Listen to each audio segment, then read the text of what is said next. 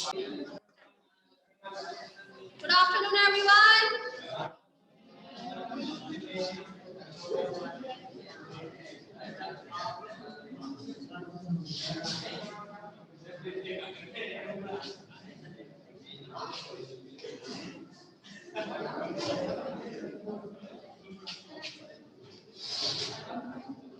Ma'am, chalk.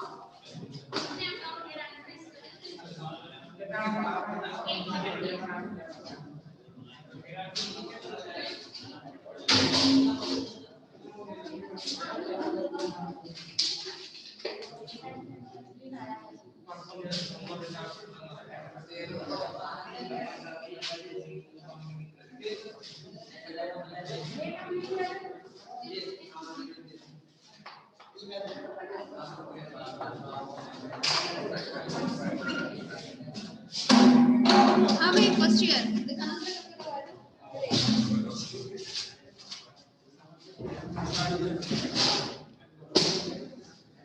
अच्छा शुक्राणु की संरचना करवाई जाए, ठीक है।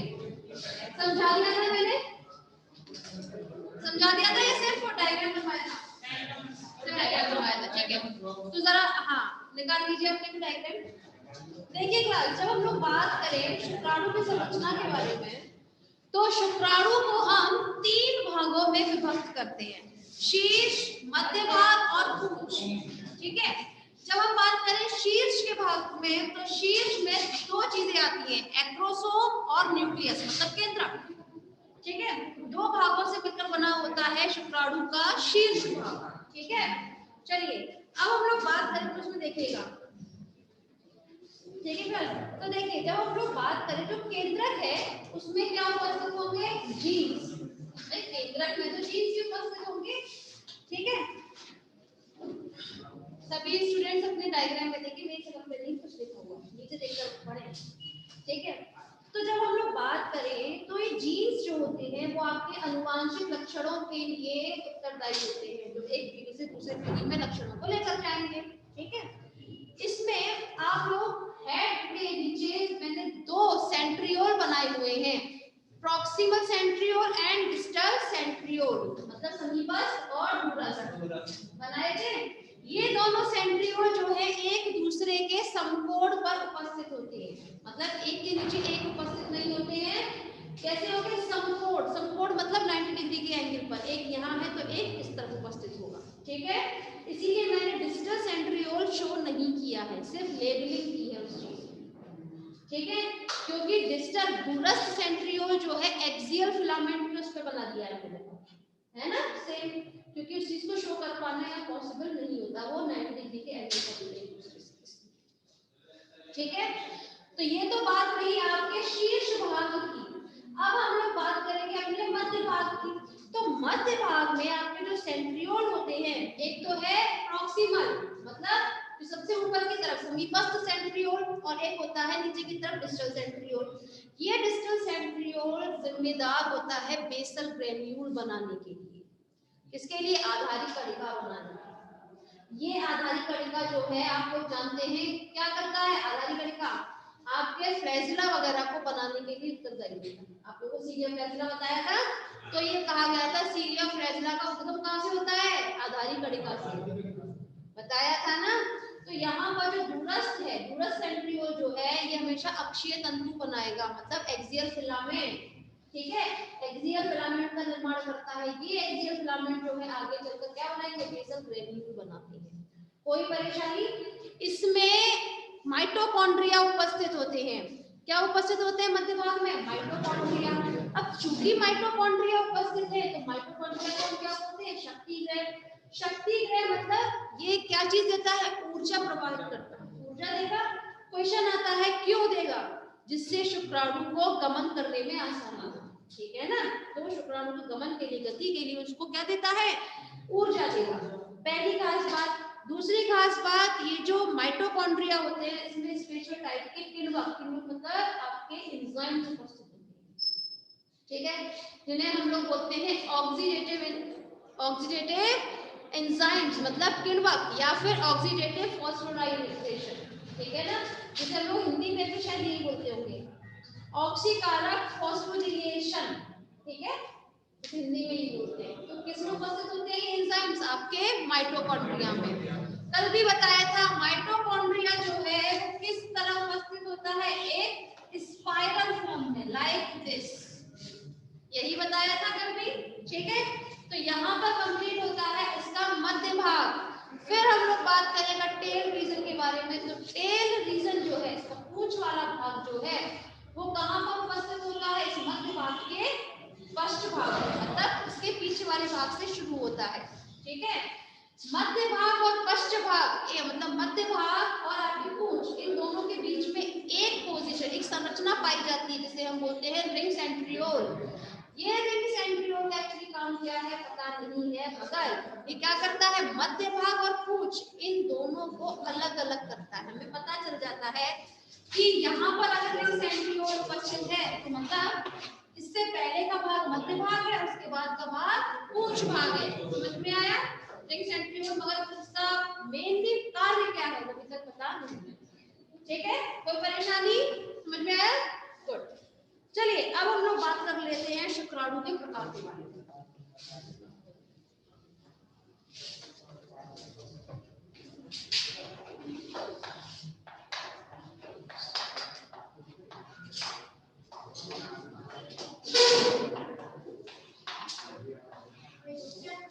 यहाँ पर तो हम लोगों ने बात की थी शुक्राणु की संरचना के बारे में। अब हम लोग बात करेंगे शुक्राणु के प्रकार कितने होते हैं। तो शुक्राणु दो प्रकार के होते हैं। कितने प्रकार के होंगे? दो प्रकार के। एक होता है फ्लैजिलेटेड, मतलब ऐसे शुक्राणु जिन पर फ्लैजिला मतलब कशाव उपस्थित होगा, जिन्हें हिंदी में हम बोलते हैं कशावी शुक्राणु।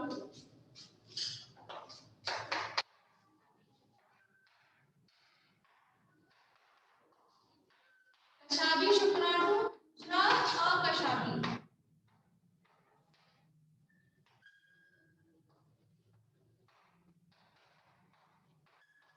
ठीक, आप लोगों ने अभी किसकी बात की थी? जो स्पर्म जो था, शुक्राणु जो था, मानव का शो किया गया था, उसमें टेल रीजन जो दिखाई गई थी वो तरीके से क्या था? कशाव ही तो था, ठीक है।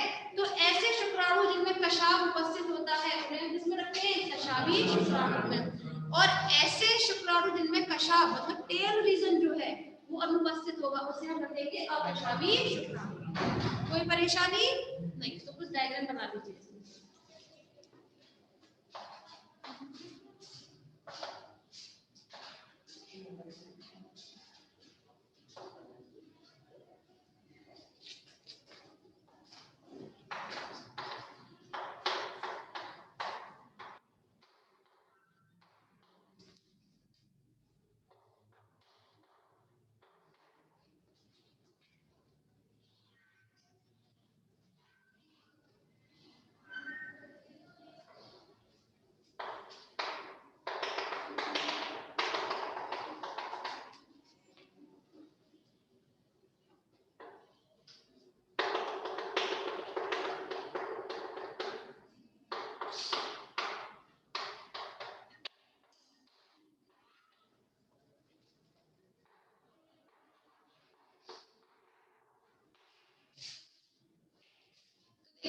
यहाँ पर मैंने दो प्रकार के वो बनाए गए हैं। एक में तो टेल रीजन कशाव दिखाया गया है, दैट इज अस्थिल मछली, ठीक है ना, अस्थिल मछली का, और दूसरा टोड का दिखाया है। आप चाहे तो मानव का भी शुक्राणु उसमें बना सकते हैं, क्योंकि मानव के शुक्राणु में भी कशाव उपस्थित होता है, ठीक है। तो आप चाहे तो बहुत नॉर्मल सा डायग्राम बनेगा इसका, जो मैंने कल भी बनाया था।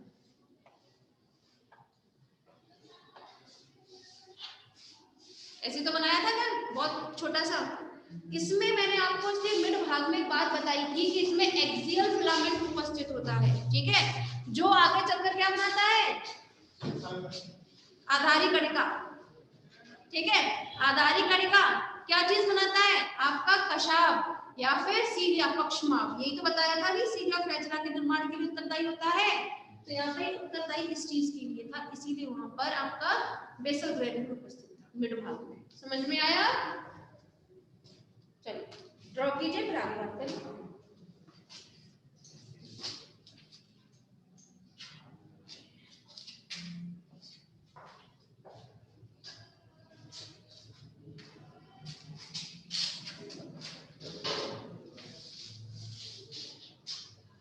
बना लीजिए सूत्र बता।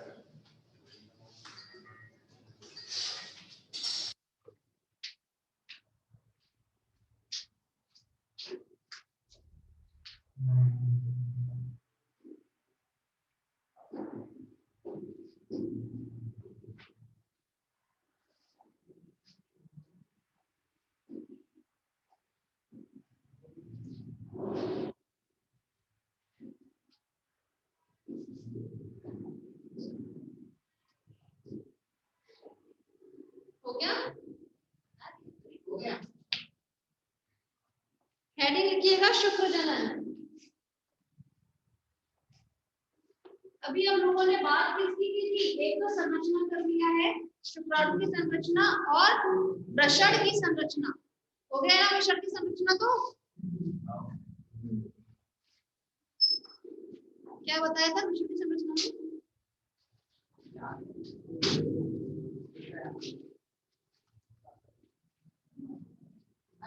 एक ये देखना था बस।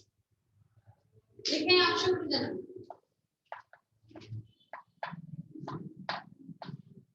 देखिए क्लास, जब हम लोग बात करते हैं शुक्र जनन हो चाहे अंड जनन, इन दोनों ही प्रक्रिया को हम 3 स्टेप्स में पढ़ते हैं। कितने स्टेप्स में? 3। पहला होता है मल्टीप्लिकेशन का अवस्था, मतलब आपका गुणन, बताया था ना, गुणन का अवस्था। दूसरा वृद्धि का अवस्था और तीसरा परिपक्व।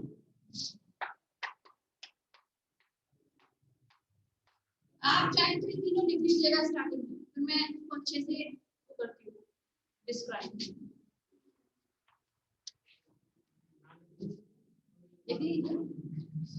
ये तो आपको रटा हुआ होगा ना।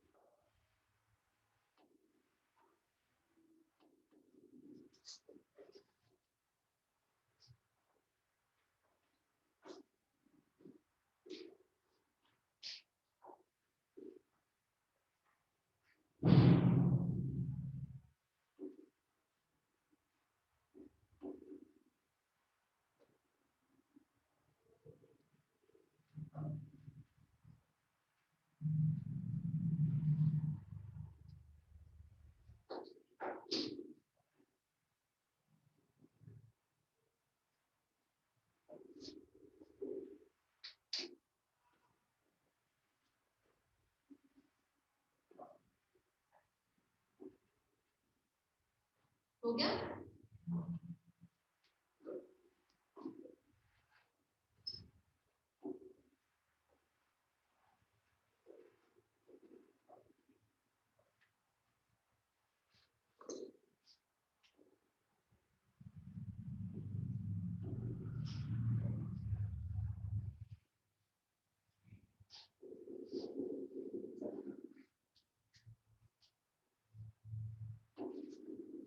हाँ,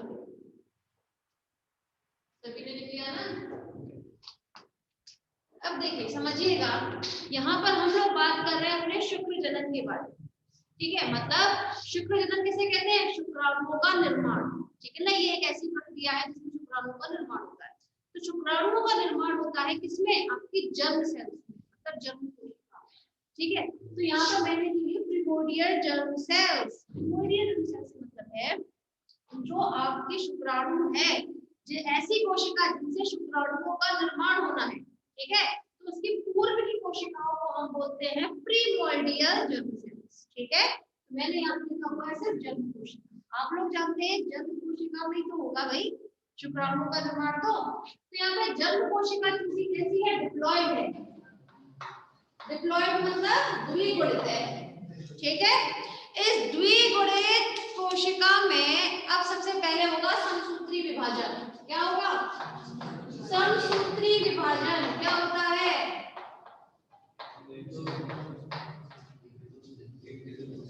हाँ, एक कोशिका से दो डॉटर सेल्स पुत्री कोशिकाओं का निर्माण होता है, ये तो ठीक है।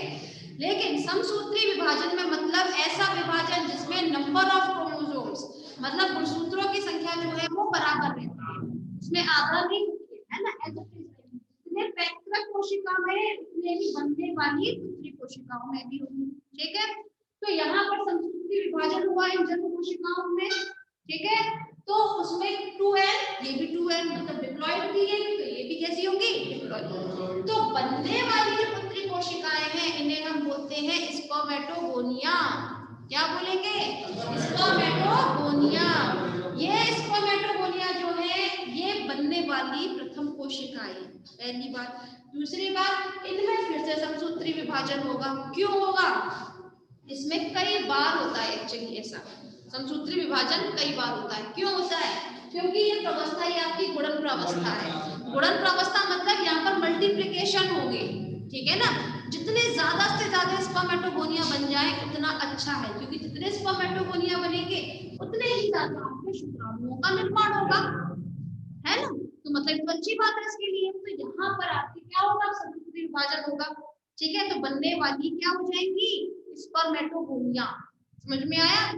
तो प्रथम प्रावस्था में मतलब गुणन प्रावस्था में बनने वाली कोशिकाओं को हमने क्या नाम दिया है? स्पर्मेटोगोनिया। ये स्पर्मेटोगोनिया अब एंट्री करती है अपनी दूसरी प्रावस्था में, मतलब वृद्धि प्रावस्था में। वृद्धि प्रावस्था ये कैसी प्रावस्था होती है? जिसमें सिर्फ वृद्धि होगी, इसमें कुछ नहीं होगा, किसी भी प्रकार का कोई विभाजन देखने को नहीं मिलेगा। इसमें होगा तो सिर्फ एक चीज, दैट इज अ वृद्धि, ठीक है? वृद्धि होती है इसमें और कुछ नहीं होगा। समझ में आया? तो अब देखिए यहाँ पर ये जो आपके स्पर्मेटोगोनिया थे अभी क्या करेंगे? पोषण प्राप्त करते हैं सटोली कोशिकाओं से, कल बताया था।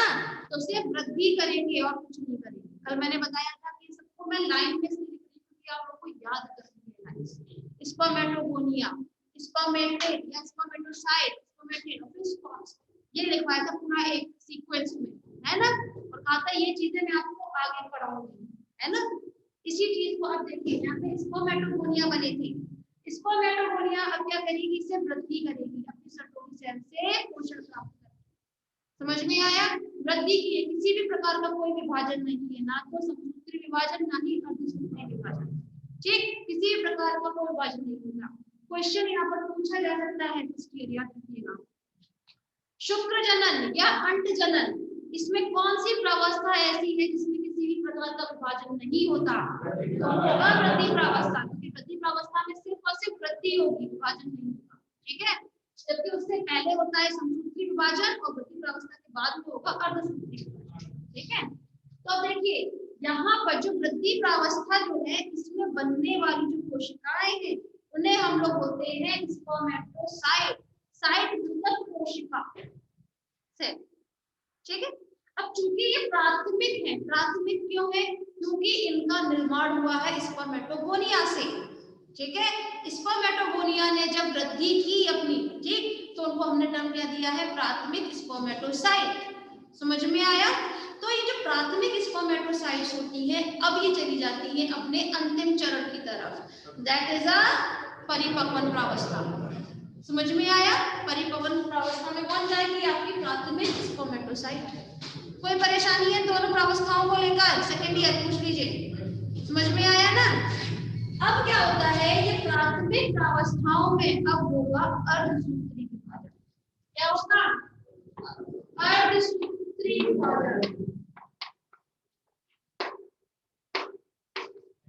अब एक सेकंड रुकिएगा, मैंने लिखा हुआ है भले वृद्धि प्रावस्था में ये मगर होता नहीं है, मैं फिर बताती हूँ, इसलिए एरो मैंने यहाँ लगाया, ठीक है, क्योंकि मैं यहाँ लिख नहीं सकती, ऑलरेडी मैंने लिखा हुआ है, ठीक है। तो याद रखने वाली बात है। अब क्या होगा? प्राथमिक स्पर्मेटोसाइट में अर्धसूत्री विभाजन होगा। अर्धसूत्री विभाजन आप लोग ऑलरेडी पढ़ चुके हैं सेल बायोलॉजी में।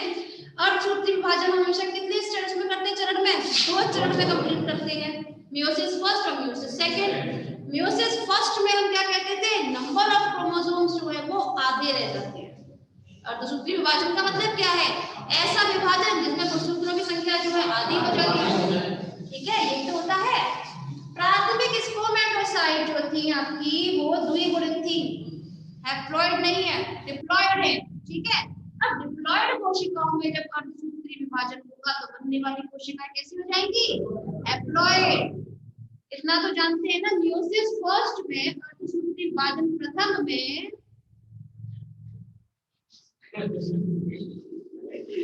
अर्धसूत्री विभाजन प्रथम में आपकी ऑलरेडी गुणसूत्रों की संख्या आधी रह जाती है। क्यों रह जाती है आधी? क्योंकि सेकंड टर्म में जो आप पढ़ने वाले हैं सेकंड, उसमें आपका पूरा प्रोसीजर वही होता है जो माइटोसिस में होता था, मतलब समसूत्री होता है, नंबर ऑफ क्रोमोसोम इक्वल रहने वाले हैं, यही तो बताया था। और कहा था मैं सेकंड वाला स्टेप नहीं पढ़ाऊंगी क्योंकि एज इट इज वही जो मैंने उसमें पढ़ाया बताया था ना, तो बस उसी चीज को याद रखिएगा।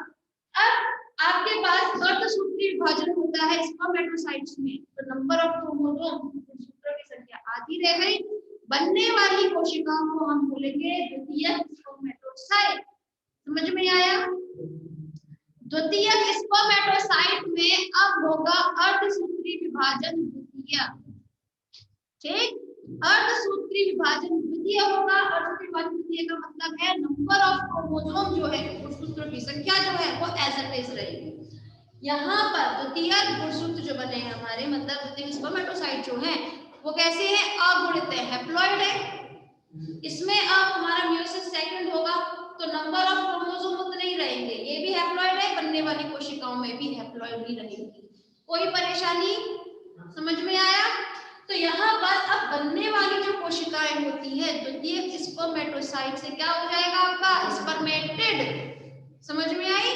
क्या होगी? स्पर्मेटेड। शुक्राणु नहीं है, शुक्राणु बनने से पूर्व की प्रावस्था है, इसीलिए इसको हम बोलते हैं पूर्व शुक्राणु, यानी कि स्पर्मेटेड। समझ में आया? अब यहाँ पर हमारे पास स्पर्मेटेड आ चुकी है। ये स्पर्मेटेड का काम क्या होता है आपका? अब स्पर्मेटेड को हमें बदलना है शुक्राणु में, स्पर्म्स में, तो यहाँ पर एक प्रोसीजर आता है, अगर आप लोगों ने 12th में पढ़ा हो, that is the spermiogenesis. English में लिख देती हूँ इसे,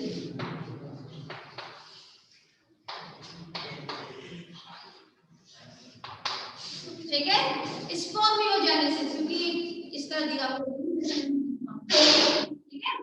स्पर्मियोजेनेसिस क्या होता है? स्पर्मियोजेनेसिस एक ऐसी प्रक्रिया है जिसमें हम पूर्व शुक्राणु को शुक्राणु में परिवर्तित करते हैं।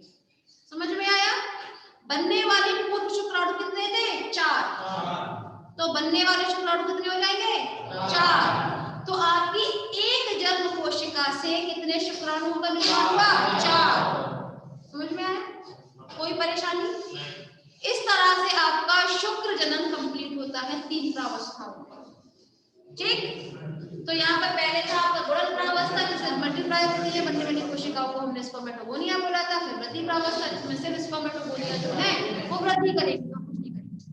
ठीक है, उसके बाद में आपका अर्धसूत्री विभाजन होगा। अर्धसूत्री विभाजन के बाद फिर अर्धसूत्री विभाजन द्वितीय होगा जिससे स्पर्मेटिड बनेंगे। स्पर्मेटिड को फिर हम स्पर्म्स में कन्वर्ट करेंगे। ठीक है, किसी को परेशानी है तो पूछिए, वरना फिर लिखना प्लीज कुछ भी लिखना। चलो ठीक, हेडिंग लिखिए आप लोग अपने।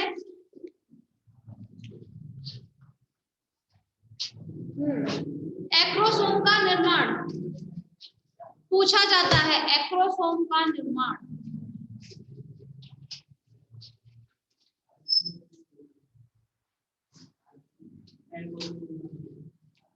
एक्रोसोम कल शुक्राणु का संरचना बताई थी। शुक्राणु के शीर्ष भाग पर आगे की न्यूक्लियस की तरफ, आगे की तरफ जो रहता है भाग, उसने क्या टर्म दिया था? एक्रोसोम। तो बस एक्रोसोम बनता कैसे है शुक्राणु के आगे वो बताया जाएगा। देख लीजिए एक्रोसोम का निर्माण क्लास ये पूछा जाता है वाइवा में। एक्रोसोम क्या है? आप तो अभी से भूल जाओगे क्या एक्रोसोम? एक्रोसोम कर रहे हैं, एक्रोसोम क्या होता है? अभी तो पढ़ाए हुए मुझे 24 घंटे नहीं हुए। चलो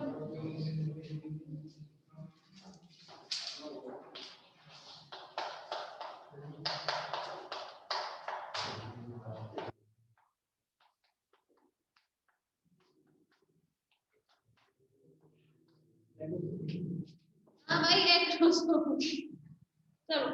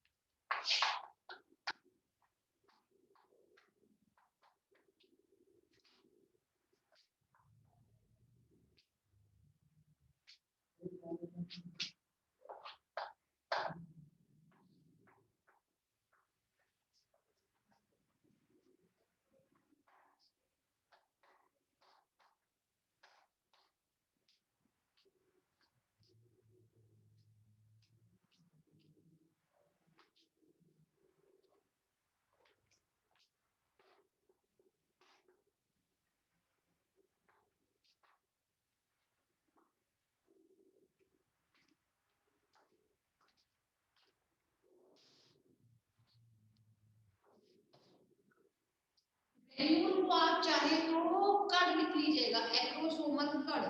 ठीक है,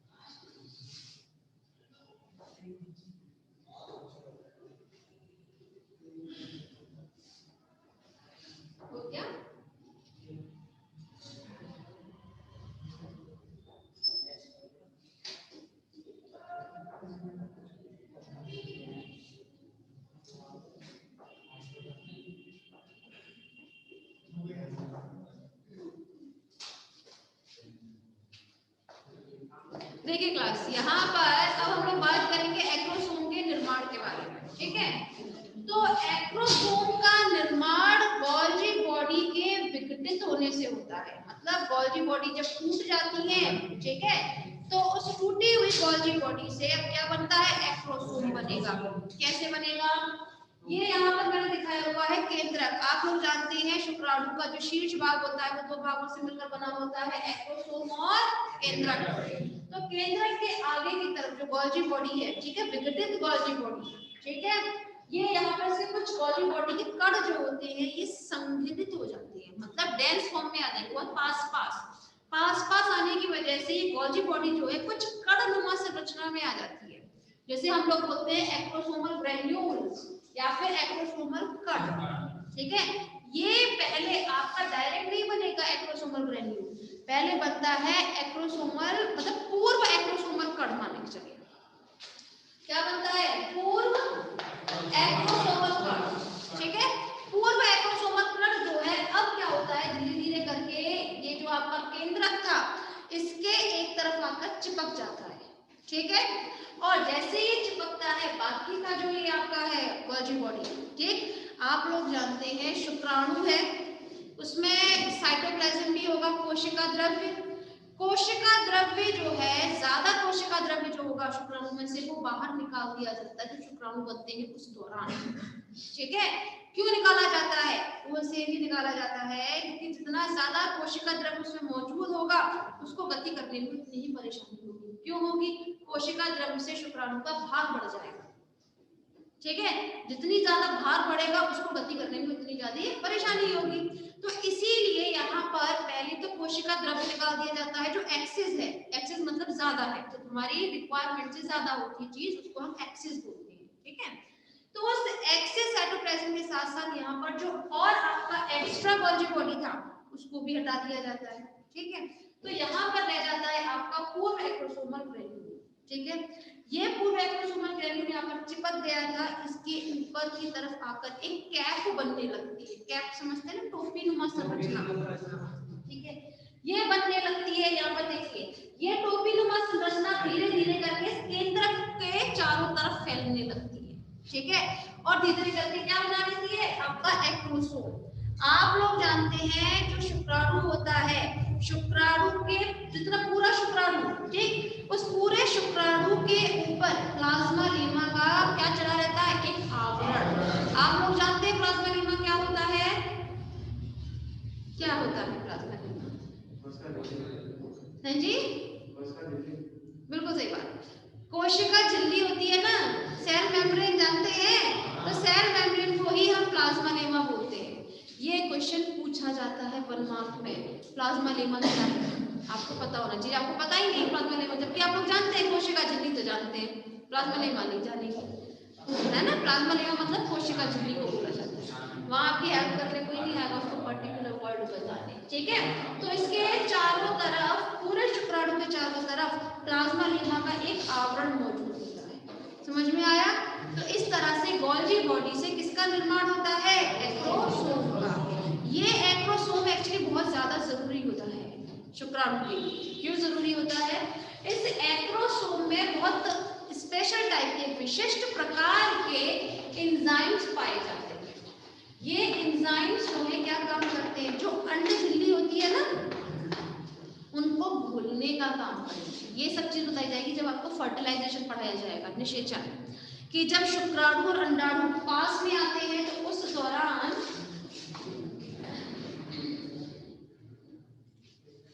ठीक है, तो जब शुक्राणु और अंडाणु पास में आते हैं उस दौरान ये एक्रोसोमल जो है ना, एक्रोसोमल ग्रेन्यूल एक्रोसोम अपने अंदर से ये एंजाइम्स को स्रावित करता है, फर्टिलेट, एंटीफर्टिलेट, ठीक है। एक में मतलब अंडाणु में और इसमें शुक्राणु में फर्टिलिन एंटीफर्टिलिन दोनों पाए जाते हैं, मतलब एक में फर्टिलिन होगा दूसरे में एंटीफर्टिलिन, ठीक है। ये एंजाइम्स इसकी वजह से जो अंड झिल्ली होती है धीरे धीरे घुल जाती है। जैसे ही घुल जाती है ये शुक्राणु उसके अंदर प्रवेश कर जाएगा, प्रवेश करने के बाद आप लोग जानते हैं ये फिर से बंद हो जाता है। एक शुक्राणु के प्रवेश करने के बाद जो अंड झिल्ली जो होती है पूरी तरीके से बंद हो जाती है। जानते हैं आप कि नहीं जानते, मतलब इस प्रोसीजर को अच्छे से बताऊं अभी, नहीं जानते ना।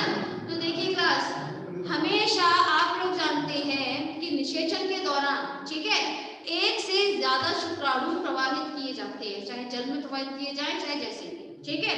तो उस दौरान अंड झिल्ली में सिर्फ एक ही शुक्राणु प्रवेश कर सकता है, उसके बाद में ये जो अंड झिल्ली जो होती है बंद हो जाता है, ठीक है।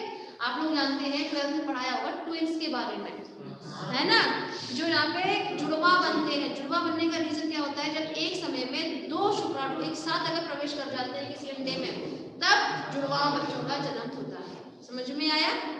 कोई परेशानी नहीं? तो चलिए, अच्छा फर्स्ट ईयर आपको जरा